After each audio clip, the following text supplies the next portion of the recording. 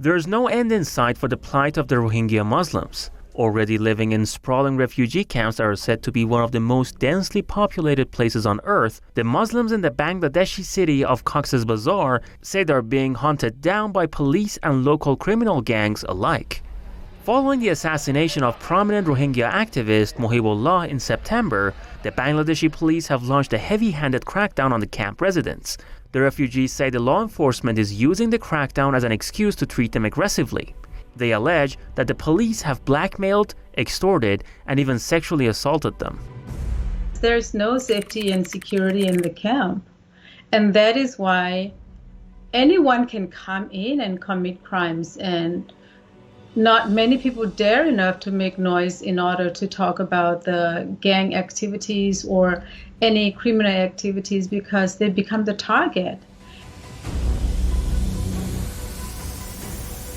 According to a New York Times report, the refugees are being put on a hit list by violent gangs. In less than a month, at least 8 people have reportedly been assassinated by ARSA, a large militant group that is trying to impose its own rule over the displaced Rohingya.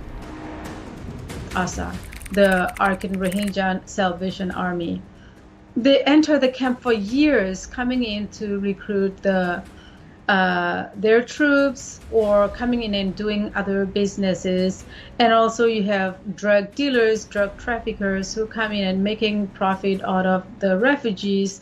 And you also have other perpetrators who come in, prey on women and children, and or to human traffickers to abduct people to just sell them to other countries.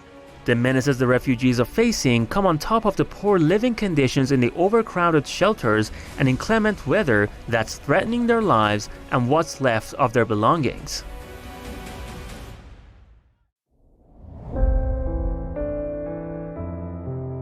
The United Nations and Bangladesh's government signed a deal in mid-October to work together to aid and serve Rohingya refugees on Bhasan Char Island in the Bay of Bengal, where more than 19,000 people have been relocated from overcrowded camps near Myanmar's border. According to the UN, the agreement allows the refugees to move back and forth between the island and the main camp in Cox's Bazar. The UN has also noted that moving to the island would be voluntary. Authorities in Bangladesh have announced that another 81,000 refugees would be relocated to the island over the next 3 months. The development comes as most of the Rohingya refugees are not pleased with the relocation and say life on the island is hard for them. The agreement has also marked a shift, as the UN used to criticize the relocation, saying the island was regularly hit by cyclones, heavy monsoon rains, floods, landslides, and other natural hazards and was not fit for habitation. However, the Bangladeshi government claims that it has spent tens of millions of dollars on the island's development, insisting that it's no longer a vulnerable area.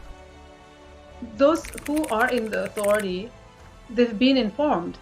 But then the UNHCR will be saying, oh, that's the Bangladesh government authority and responsibility to take care of the refugee security. But at the same time, you also have the Bangladesh government who is worrying that the Rohingya will be living here forever if they feel safe. They wouldn't want to go anywhere or go back to Burma. The standards of living haven't changed much for the refugees in the past few years. They were facing murder, rape, and torture at home. The same atrocities are haunting them kilometers away in Bangladesh.